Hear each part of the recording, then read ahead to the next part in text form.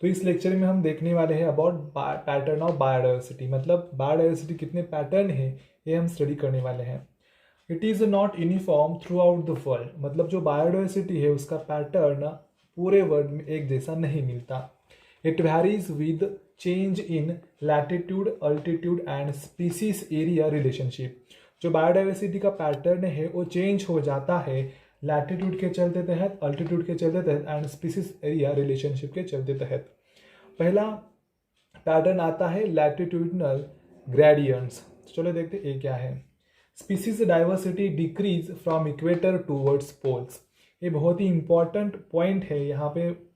Species diversity decrease from the equator towards the poles. जो species diversity है वो decrease हो जाती है, कहाँ से डिक्रीज हो जाती है? Equator towards poles. Tropic regions harbour more species than the temperate और पोलार एरियाज। जो ट्रॉपिक रीजन्स है वहाँ पर हमें ज़्यादा करके बहुत सारी स्पीसीज मिल जाती है as compared to temperate and polar areas.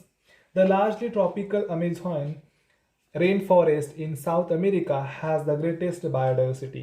तो सबसे ज़्यादा बायोडाइवर्सिटी हमें कहाँ मिलती है? द ट्रॉपिकल अमेजोनियन, हमें पता है अमेजन फॉरेस्ट, तो वहाँ पे हमें ज़्यादा करके बायोडाइवर्सिटी मिल जाती है।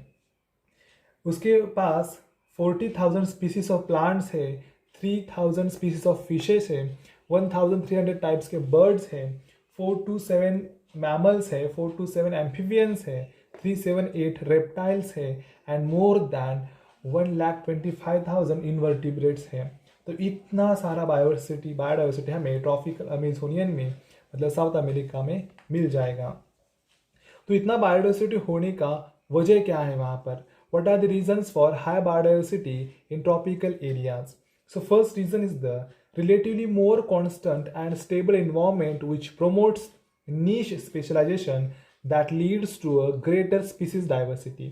सबसे महत्वपूर्ण पॉइंट यहाँ पे है कि जहाँ पे ज़्यादा करके खास करके कॉन्स्टेंट एंड स्टेबल इन्वायरमेंट रहता है, तो उसकी वजह से क्या हो जाता है? उसकी वजह से नीश को प्रमोट किया जाता है, नीश स्पेशलाइजेशन को प्रमोट किया जाता है एंड अल्टीमेटली जब नीश स्पेशलाइजेशन प्रमोट हो जाता है तो वहाँ पे स्पीसीज डाइवर्सिटी हमें दिख जाती है, खास करके ज़्यादा स्पीसीज डाइवर्सिटी।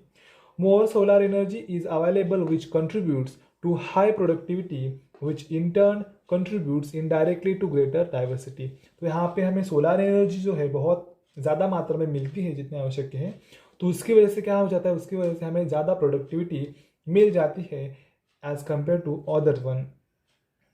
तो हमारा नेक्स्ट पॉइंट है altitude gradient. Decrease in species diversity is observed from lower to higher altitude on an mountain. हालांकि जो स्पीसीज डाइवर्सिटी है वो कहाँ पे डिक्रीज होती है? जहाँ पे lower to higher altitude on an mountain होता है। It happens due to fall in the temperature with increase in altitude. जहाँ पे अल्टीट्यूड इंक्रीज होता है वहाँ पर टेम्परेचर नीचे जाता है, गिरता है, उसकी वजह से स्पीसीज डाइवर्सिटी डिक्रीज होती है। हालांकि उसके लिए दूसरा रीज़न भी है। तो other reason is greater seasonal variability at higher altitude causes reduction in species diversity. जहाँ पे सीजनल वेरिएशंस होता है उसकी वजह से उसका इफेक्ट पड़ता है स्पीसीज डाइवर्सिटी के ऊपर, और हालांकि डिक्रीज हो जाती है स्पीसीज डाइवर्सिटी। नेक्स्ट पॉइंट है species diversity.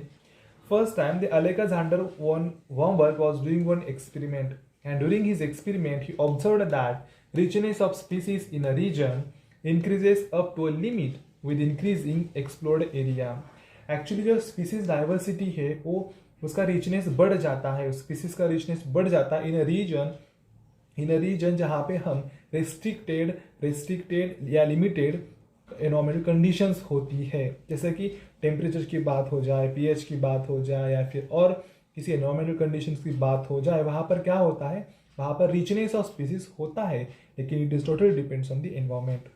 The relation between species richness and area for variety of taxa is a rectangular hyperbola.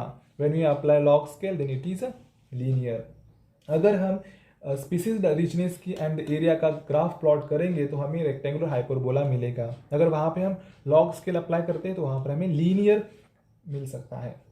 तो फॉर्मूला देखते हैं, log s is equal to log c plus z log a, where s stands for species richness, a stands for area, z stands for slope of line and c is equal to y minus intercept. Graph के पास आते हैं हम. Graph में देख सकते हैं on the X axis we have area and on y axis we have species richness, and this is the rectangular hyperbola we got for the s is equal to c and z, and this is the linear line which is from log scale, that is log s is equal to log c plus z log a. So this is all about the altitude gradient and the species diversity.